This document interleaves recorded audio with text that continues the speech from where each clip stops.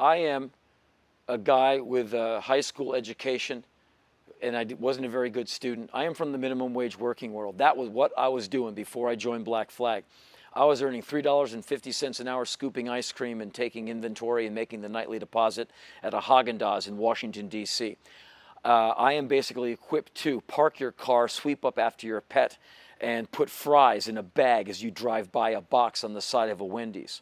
And so what I am doing is basically trying to stave off the inevitability of me going back into that world. And I will be back there with a microphone around my face before all of this is over, I have a feeling.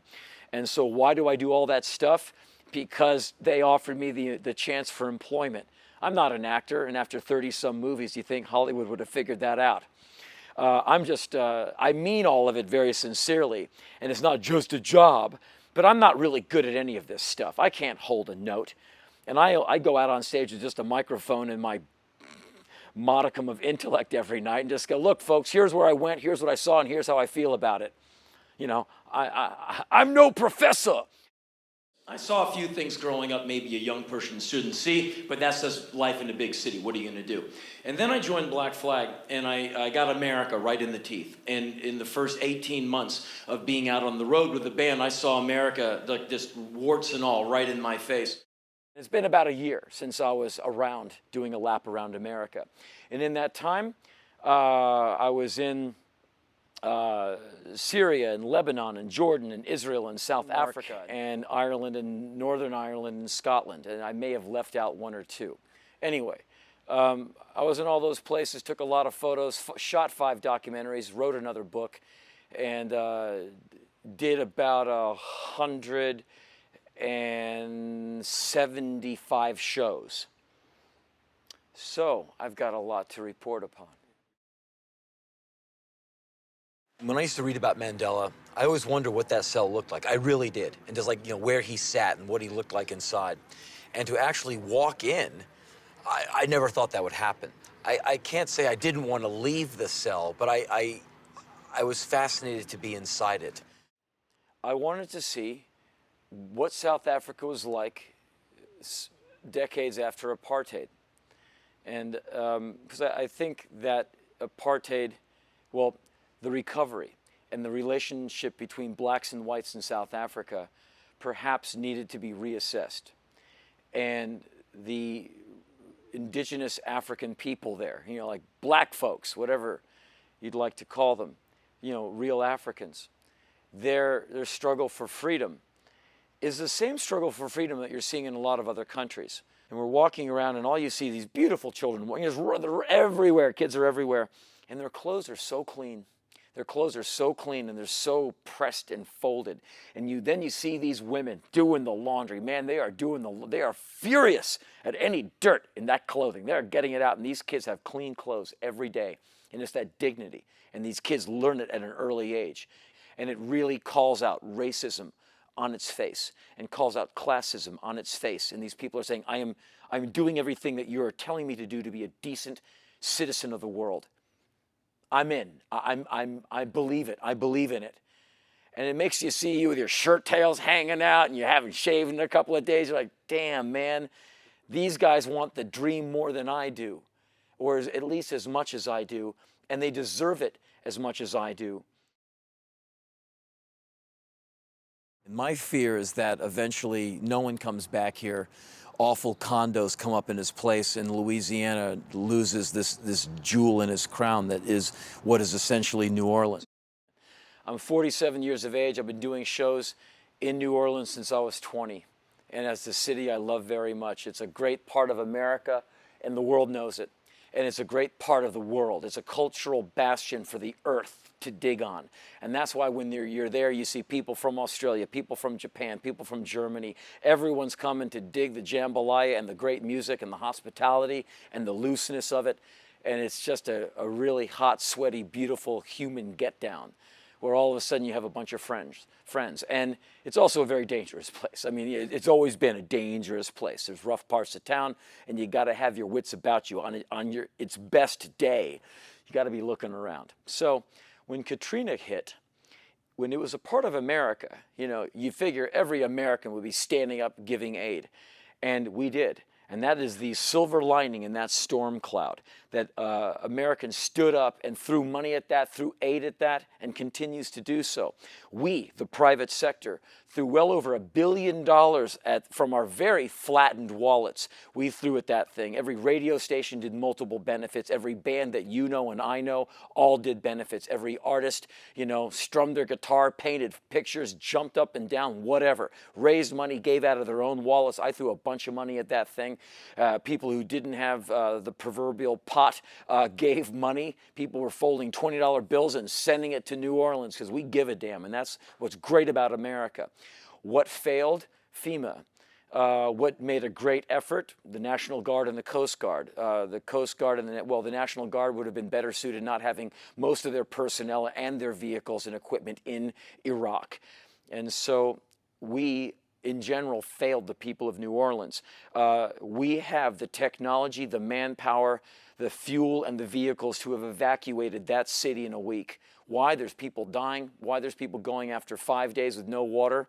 It was an insult to our technology, to everything that is red, white, and blue.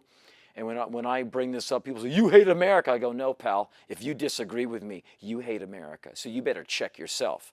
I'm trying to make a difference. You're saying everything is fine. It's obviously not fine when people are on day 3 waving from their roofs. Anyway, so we went down there to see what $100 billion and 3 years of reconstruction gets you. When the state forces come into an area and kill unarmed people, and then the highest legal authority in the land says that was an okay thing to do, how could anybody argue to the people of this area that they should seek a solution to their problems through constitutional means? Right. Through democracy. We had seen what had happened. That was the biggest single reason that young people in this area joined the IRA. We shot in Belfast and in Derry, Northern Ireland, because, again, it was a struggle between the IRA and the IRA and the Catholics against the Protestants or the Unionists or whatever. I mean, you can get in a lot of trouble taking any kind of side on that thing. So I'm neutral on it. I just went in as an observer, wanting to know more. But in a way, some of these people will tell you that they were trying to be free. They wanted to emancipate themselves from what they thought was a dictatorship, the hand of England. They wanted England out of their country.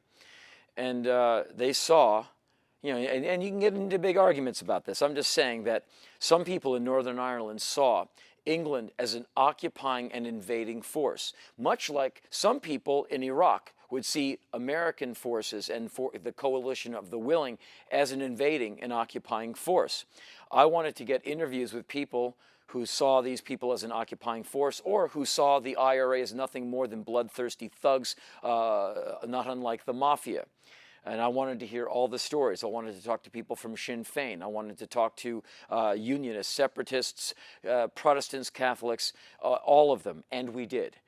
And the opinions were very intense. And what I came away with was that what they have there is basically a ceasefire. They don't really have peace. They have basically a tinderbox that I hope does not blow up one day. You see the struggle of these people, man. They're just trying to get through. And you see what you have in your country. And it makes you love your country more, want to be more protective of it and protective of the wildlife and the economy and the ecology and of each other. And so that's what hopefully all these documentaries all have in common. They're all kind of in the key of E or whatever. And that's what we were attempting to do. So you, the viewer, kind of see all of them and eventually go, oh, and you start connecting dots and start going, wow. And I'm not looking for the kumbaya moment, but the traveling I do, and I just gave you the laundry list of some of the places I've been, just in the last 12 months. That is, I do see the more similarities in all these countries than dissimilarities. And my passport is now heavy with visas that say the Democratic National People's Republic of, or the Islamic Republic of. And their kids all seem to want the same thing. And the adults all seem to want the same thing. And they all seem to be very friendly to me when I walk down the streets. And hopefully viewers will get a little of that when they see this stuff on IFC. I love it that Americans are getting more opinionated. I love it that more young Americans are voting. And they're like, oh, you got a big opinion. Pal, I open my mouth. I'm quintessentially American. I am so red, white, and blue. If you can't stand it, there's the exit sign. That's what this country's all about. Jefferson's on my side with all of this. He told me not to shut up. When we start shutting up, that's when we start losing our civil liberties. I think no one should be shutting up. How do you show that you like your fans? You don't ding them for money every possible chance you get. You make the CDs long and you add a lot of cool bonus cuts. You don't charge $50 for a t-shirt. You charge a little bit more than what you made off it. When kids download your stuff for free off the internet and they tell you about it, you don't get mad at them. My party line is, pal, I'd rather be heard than paid. So if you want to steal my stuff, you go ahead and do to me what record labels have been doing to me for, now you get to play the man. Good for you. But am I going to come after you like Lars Ulrich demanding my 35 cents? No, man. If you can't afford to listen to my music and you got to get it off the internet, at least you're rocking. What do I want to be remembered for? A guy who really tried to hit it, right, out of the park, or at least swung as hard as he could. And maybe the miss was as cool as the few times I hit, just because the swing was so damn hard. Not necessarily graceful, but really hard.